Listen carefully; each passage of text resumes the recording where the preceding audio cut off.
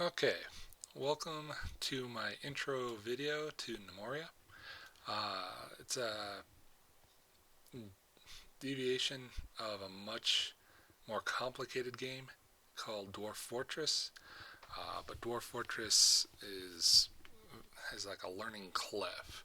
So we're seeing a lot of game companies make easier to play games with good graphics, or at least better graphics than Dwarf Fortress, to fill that niche. So here you are. You start off with a map, and the only real change that I recommend is that you turn off the manse creatures. They'll just kill you.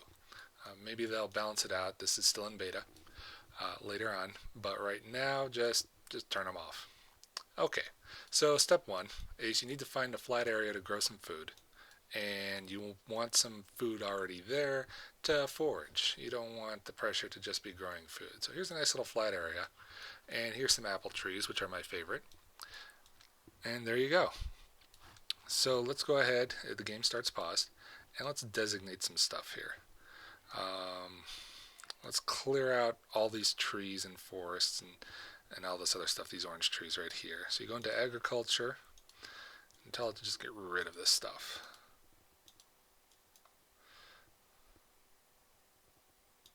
There you go. The other part you need to do to actually make this workable is you got to clear out all this other stuff too. These little bushes here are for cotton, and these are for strawberries. Let's go ahead and clear these out that I missed.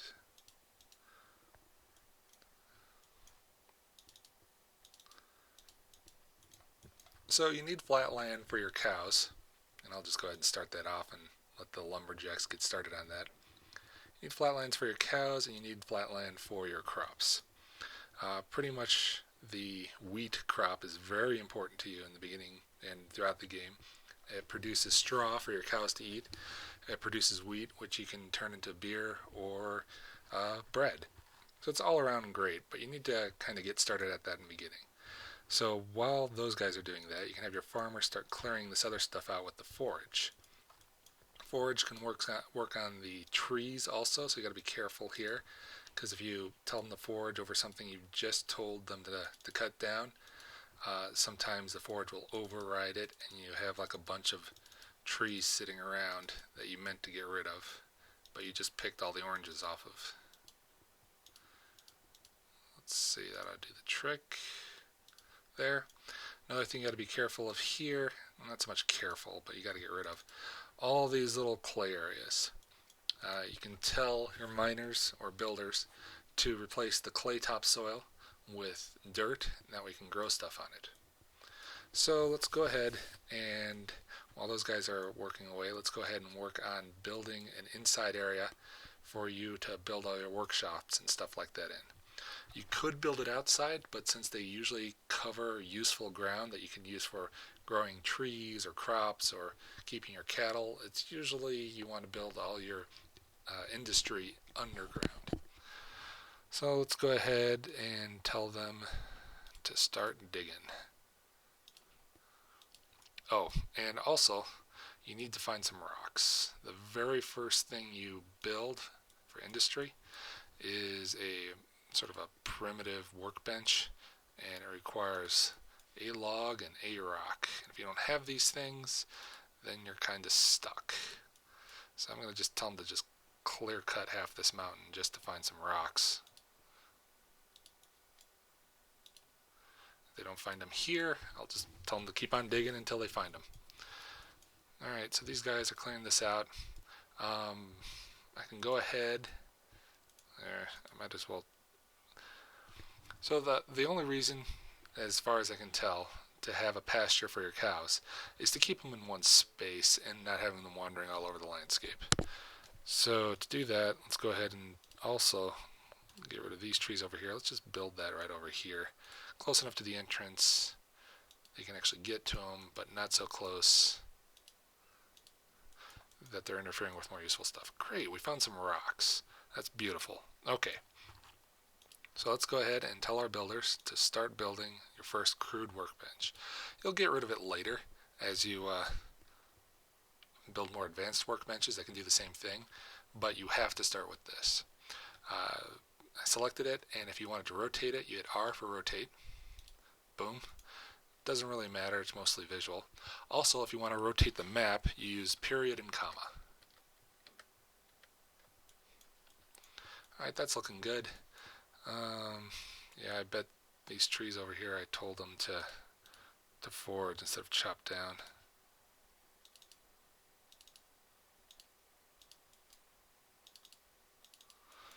Okay, so you have all these logs, and you have all that cotton.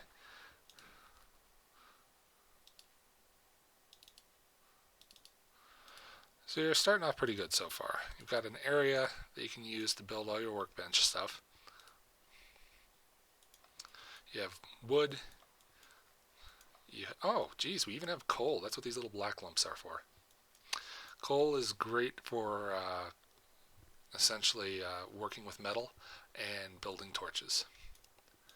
Is this built yet? Yep, the crude workbench is built. So, one of your several early goals. You need to have a place for your cows. You need to start planting crops, and you need a wheelbarrow. So the wheelbarrow is super important because you see all these dirt and rocks and everything right here. You're going to designate areas to essentially store all your stuff. And if you don't have a wheelbarrow, your gnomes will run out, grab a clump of dirt, and run back, dump it off. Then run out and grab something and dump it off. With a wheelbarrow, they can grab many more things and do it all in one trip instead of constantly running around the landscape. So I'm going to go ahead and let them finish this off. We probably have a nice space in here to build a whole bunch of workbenches.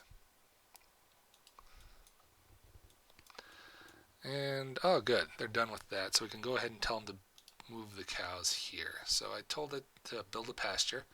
Cows take up 12 per.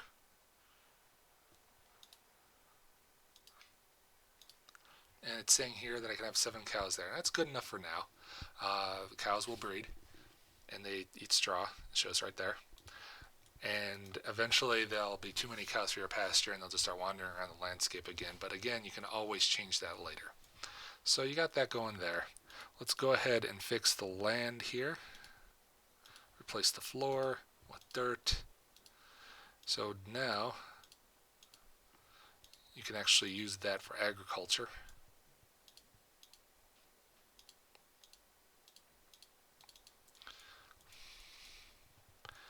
And while it's doing that, let's go ahead and designate a good farm. Did I tell it to fix that yet? No, I don't think I did. Let's go ahead and replace that clay over here too while we're at it. When you're replacing anything or designating anything, this is the type on the left, but you have to designate on the right what you want it to be, otherwise it'll just pick whatever. And if you do that, it's Murphy's Law is that they'll pick something that you don't want to use, like clay, and they'll go in and replace your clay floor with more clay because they're gnomes and they just do that. Okay, workbench is also built, so we'll get back to that in a second. I guess we can do that right now. So workbench is built, and you can start building other things now. Start off, what you want to build the wheelbarrows is the woodcarver. But the woodcarver will also need wood and planks, and you don't want to sit there planking away at the stupid old bench trying to make wood. It'll be extremely slow, so you want a sawmill. Sawmill, it says here you need a saw blade. So what makes a saw blade? The workbench doesn't make it. You go to the question mark here, crafted in stonemason's workshop. Okay, so that means we got to make the stonemason first. This workbench, and workbench. So great, we'll go ahead and start off with the stonemason right there.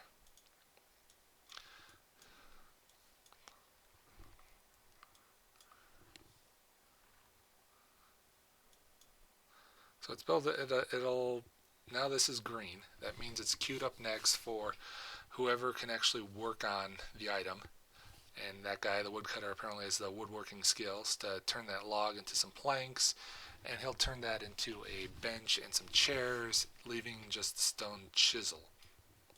Okay, great. This is all done.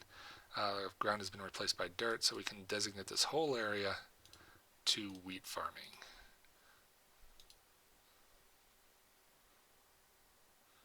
Let's just do that. That's a nice good chunk. So you don't have enough wheat to fill that all up, but as the wheat grows and goes through its life cycle, it generates seeds and they'll plant it automatically. There are your little farmers. Okay, this is great. So now we have that'll start the wheat growing. They're tilling the fields. They're getting the seeds. The only thing else we really need to take care of right away is getting and this is actually kind of a big deal, the stockpile.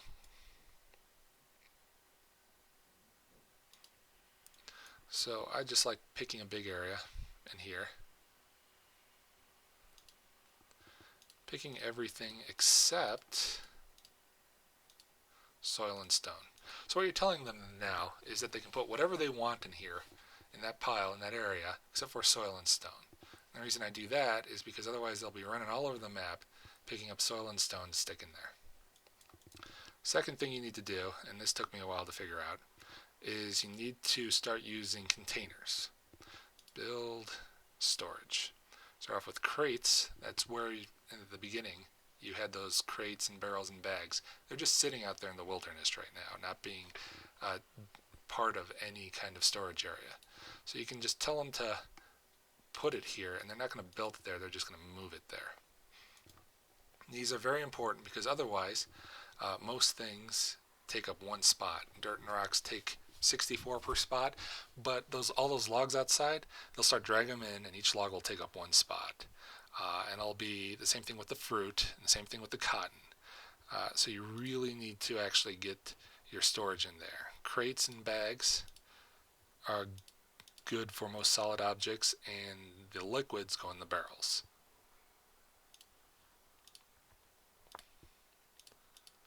Oops. I'll just do the bag again. So if you didn't do this, you'd have to make these ridiculously huge rooms, which I have in the past, just to contain all your stuff. So once you actually get enough workbenches out, you can just start banging out boxes and bags and barrels for all your stuff, and you can actually contain an enormous amount of materials in a room. And that's pretty much the start right there. The next big thing you're going to have to worry about, besides food and drink. So you start off with enough food and drink here. You can just tell your foragers and farmers to go forage for more. Wait until they're done planting, though. Otherwise, they'll just stop planting your crops and run around gathering berries and doing whatever. So let them finish this first. So the next big thing you have to worry about is new creatures. Everything that visits you on the map will spawn on the edges. That includes new gnomes.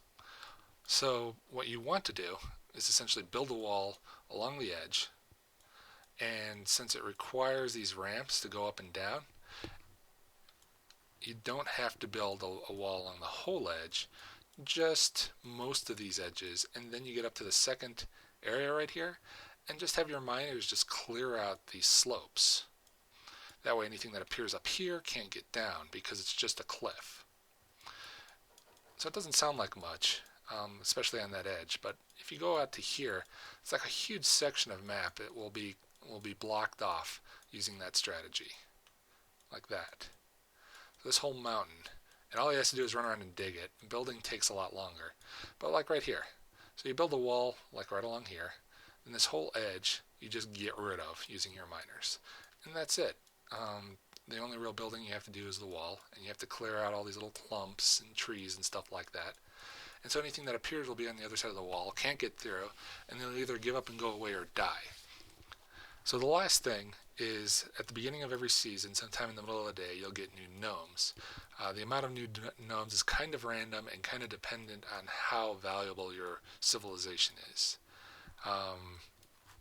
Depending on the rooms and the stuff you build on it and the floors, You can build like fancy floors and pillars and tables and chairs and bedrooms and dining rooms and the whole thing like that. It adds to the value of your civilization. So then at the beginning of the very beginning of the season, it saves and pauses. Then sometime in the middle of the day, you have stuff that appears.